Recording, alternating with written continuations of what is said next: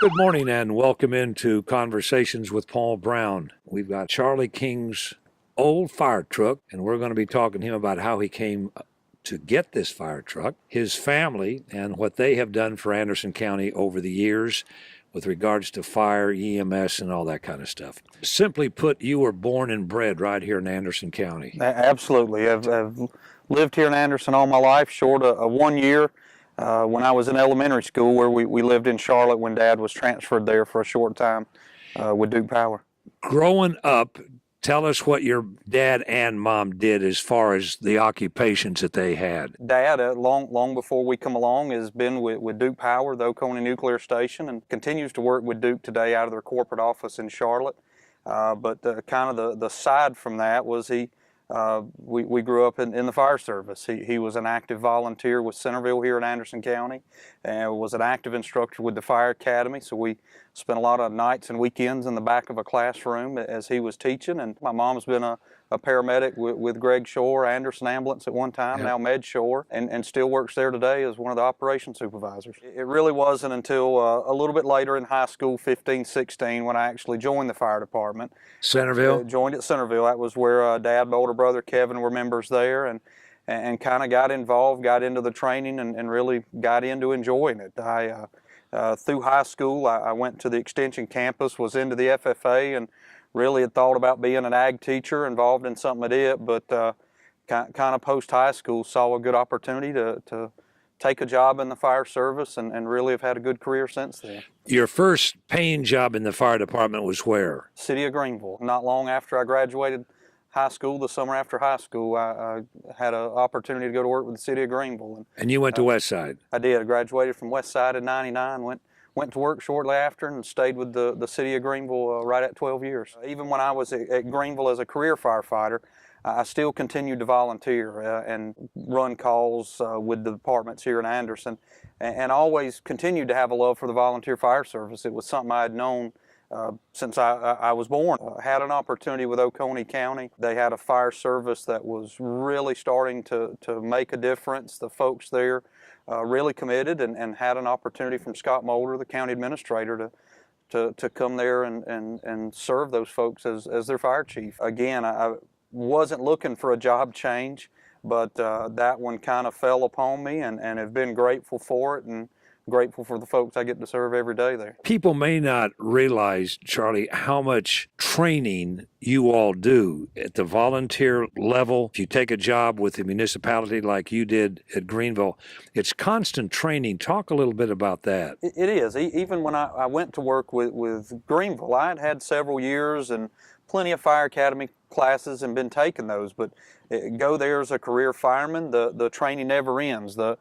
Typically fire departments require 1 to 2 hours of training every shift with specialty classes and schools in between that. But when you look at NFPA, look at OSHA, look at ISO, the agencies that provide guidance to us, very few times do they differentiate career versus volunteer. And so, but the expectations are essentially the same. So even volunteers are expected to obtain or follow and keep going with the same regimen of training. And it's difficult in today's world. Not only do they have to train to fight fires, it's medical calls, how to drive and operate a truck, hazardous materials calls, you name it, and they're required to do the same. A good example, the county that I work with every day is just over 400 volunteers, and the average we have for each one of those is right at 60 hours of training across the board, regardless of their job function within the organization. You've been involved in the Anderson County Volunteer Fire System since you were very, very, very 15. young. Looking back on what we have here, give us an overview of how fortunate the people in Anderson County are to have the people volunteering to take care of us the way they do. Anderson County residents, the same as a lot of places in South Carolina, are fortunate to have the fire service they have at essentially the rate that they're able to have that, the money that they invest in it, the return that the people here provide is pretty incredible. Both Anderson, Oconee, Pickens, you pick the county, and the volunteers that they have do an incredible service. And again, the tax tolerance would would come into play if those dedicated folks chose not to do what they do. Our guest is Fire Chief Charlie King out of Oconee County. He lives here in Anderson with his family. And when we come back, we're going to talk about what is sitting behind him.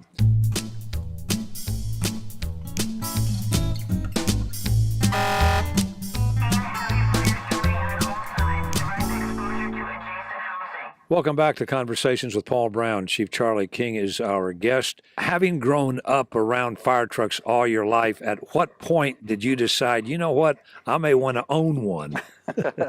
I've always been a car enthusiast. My wife and family will tell you I don't stick on the cars long. I see a twinkle of another one, a shiny something passes by, and I feel like I have to have it. And I'd been talking for long that I wanted my own fire truck. I certainly adore the profession that I get to be part of and what it stands for, both in community and our world today, that it's probably one of the truest professions, true, honest, caring folks that are out there. And again, I love what it stood for, and finally just kind of made the decision, I want one. I got to have one.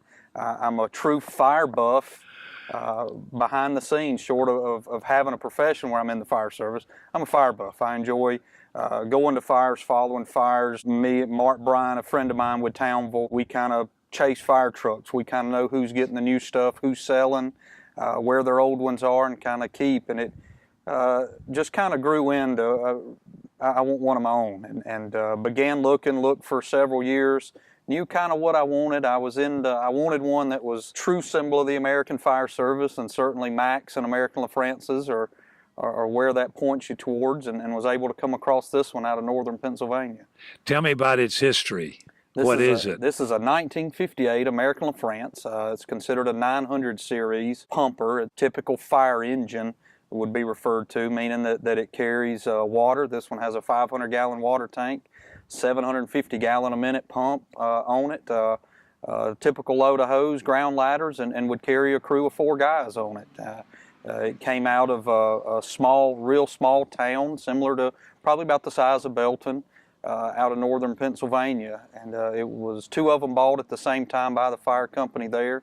What do you think they paid for it? What we had heard was somewhere in the $15,000 to $20,000 range, and it was hard to pin that down because they were bought with a good bit of loose equipment, because they were changing over at the time to a lot more modern fire apparatus. And this one in its day would have been a Cadillac for a fire truck. This is a pretty modern truck with a lot of features that weren't seen in the late 50s.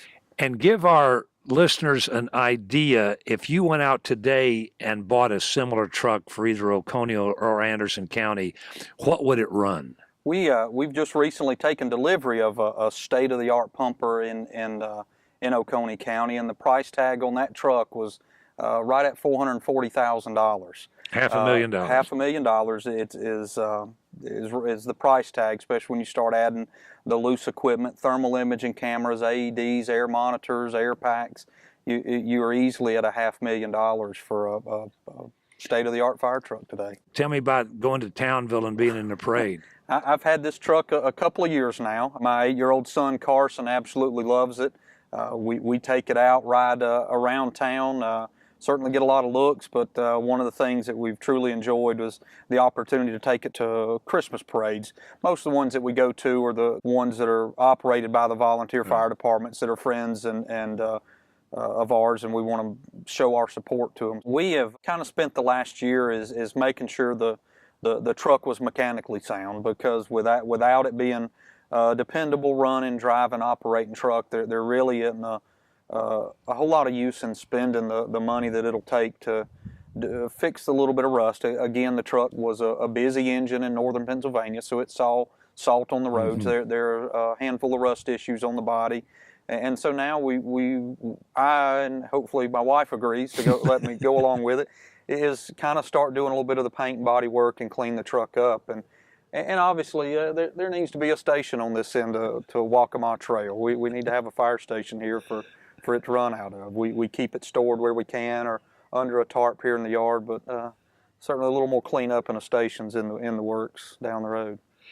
And so at some point the lettering will change? We're in debates about that. There's some conversations about changing it to either a generic name or something. But again, I am truly a fire buff, and the history of the truck means a lot to me. I think personally right now I'd like to see the Whitehall Township Egypt Fire Company stay, because that's where the truck served its entire career, and I just, out of respect for her and what she's done in her life, I think I'd like to keep it for right now. And she's simply come to South Carolina to retire. To retire and extend her life. I think rather than it go to scrap or go to waste there, that it's got a home with somebody that'll take care of it, and hopefully make it last long into the future, and can share the story of what trucks like this meant at one time. I absolutely love where I'm at in life. I have an incredible job, an incredible opportunity to help a community. I serve an incredible group of folks in Oconee that are incredibly dedicated and provide an awesome service to the folks there, and hope to still be there 20 years from now, and continue to watch from the sidelines as that system grows to serve. I hope to continue to be in a position to both health and family, to where I can serve in the community in some way, and give back, and certainly want to continue to watch my family grow and do the good things and enjoy the life that we have. And I hope nobody missed it, but I mean, while your full-time job is in Oconee County overseeing that fire system, you volunteer for a station not far from here, Whitefield. And so when the alarm goes off, you're still ready to go. Yes, I still enjoy being a volunteer, and think that's important to help me stay connected to those that I serve, and not lose perspective of what it means and what we owe to the volunteers. So pager goes off, still jump. It's exciting to go to a fire. Well, on behalf of all of us who call Anderson County home, we just want to thank you and your dad and your mom and all that you all have done over the decades to provide that service to the citizens of Anderson County. The Kings are a special, special family, and I just want you to know we all appreciate it. Our guest has been Chief Charlie King, who is over the Oconee County Fire System, and he and his family live here in Anderson County, and we want to thank him for sharing his story with us, and cordially invite you to be back with us next week. Until then, take care, everybody.